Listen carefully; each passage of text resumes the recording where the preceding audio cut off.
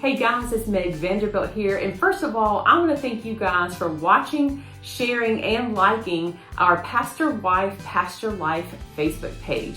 You can also find us on the Bit of Hope Ranch channel. We have playlists with our vlogs on there with a lot of interesting information. So today, what I thought I would do is answer a question that I honestly get asked quite often. How do you run a horse nonprofit or a horse ranch? What are the day-to-day tasks that you do? And you know, I could spend a multi-day seminar teaching what I do and what this position requires, but I only am going to take a couple minutes to do this because I know you have a lot of things going on in your life today as well. So when I started thinking about how I could share that, I had an idea. You see, everyone has a special drawer, a special box. Women, you have your purses that have a lot of personal information in those areas that tell a lot about you and what you value. So what I thought is I would go ahead and open up my personal drawer and share some things with you. Now, personal meaning, I don't mean my social security number. We're not that close. But I do have some items in here that are personal to me that help me do my job. So stay tuned. Top 10 things that a director needs to have in her desk drawer to do her job efficiently and effectively. Let's go. Number 1 is duct tape. Now, are you really surprised? But it's not just any duct tape. I need duct tape that I can write on and read. So we use duct tape. Of course, you're gonna fix your busted water hose. You're gonna maybe fix a piece of tack that needs a quick repair, or tape a feed bag shut. But honestly, what we use these a lot for, this is my homemade label maker. That and a good old Sharpie will let me label things that stay put, like our feed buckets or maybe some tack. The other thing is, have you ever tried wearing an Office Depot name tag in the hot, humid summers? No, it doesn't work. So for our summer camps or other events that we have, we will actually use duct tape and Sharpies for name tags. It works really well. Number 2, some of you may recognize what this is or where it goes. Some of you getting a little squeamish. Don't worry. This is a cat pill popper. Now, we are an unofficial cat rescue, so don't be bringing me your cousin's cat. I don't need any more cats. But we do have a lot of cats here, and we offer homes for them from the shelter if they're unadoptable very often. So we have to give meds, we have to deworm, and a lot of those cats aren't very compliant. So this saves my hands from getting bitten and clawed. The problem is if I leave this out in our general area for our staff, most people don't know what it is. It winds up in a human first aid kit or whatever, and I never find it again. So this stays in my drawer. Number 3. Ta-da! Yes, it's a flashlight. And you may say, well, your phone has a flashlight. Well, here's the deal. My job isn't 9 to 5 or just when the sun's out. Very often I am out here after dark and we're checking on sick horses. Maybe we're finishing up a fence or a project that hasn't finished up by the time the sun sets. But if I'm traipsing around in 12-inch deep mud, I'm not going to be taking my iPhone with me, hoping the flashlight works. I'm going to need a flashlight or even a bigger one than this to make sure I can see where I'm going and what I'm doing. So every horse rescue place, you're going to need flashlights for you and your staff. This is my handy dandy electric fence tester. Now, our farm uses electric fences to keep our horses in and the coyotes and other animals out. The problem is that horses are very sensitive to electromagnetic fields, and they can tell when your fence is on or not.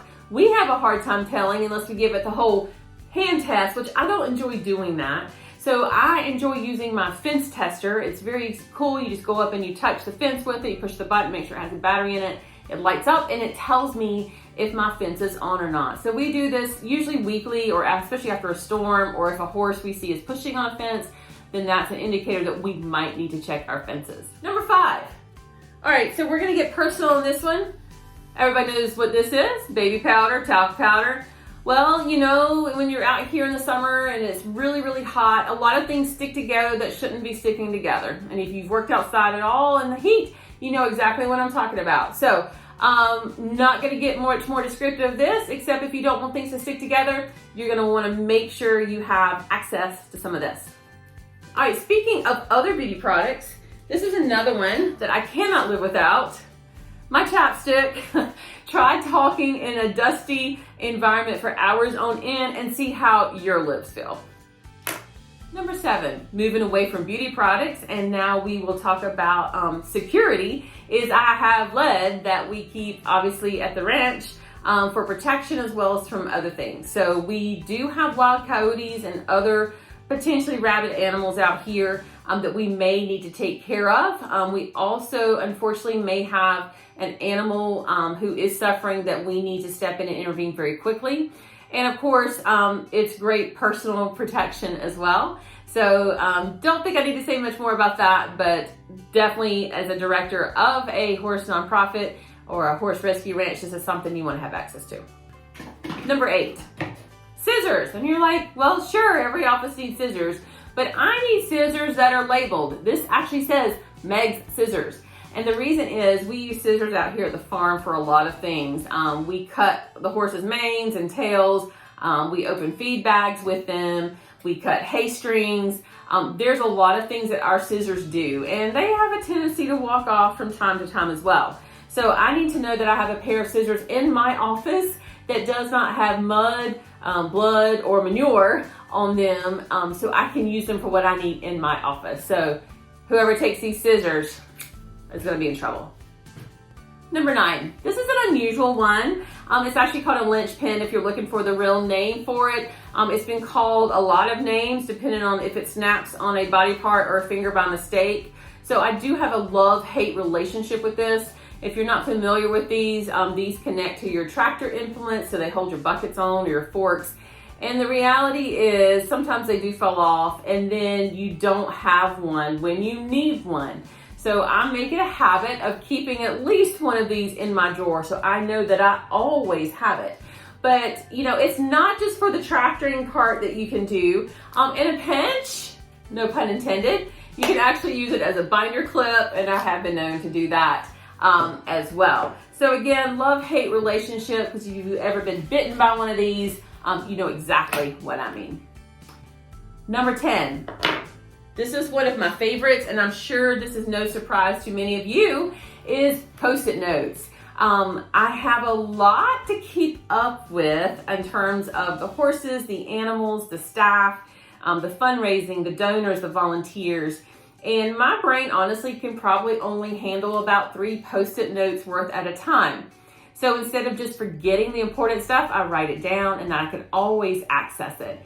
So Postit Notes are definitely a favorite, and I thought I'd go ahead and share how I actually use these Postit Notes for a couple of things.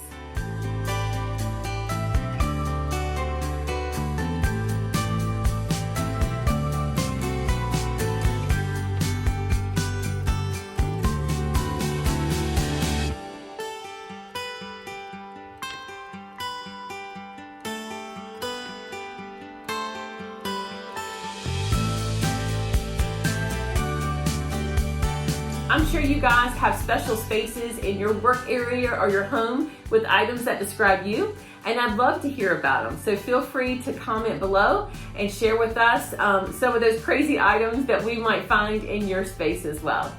And I'll see you on our next vlog.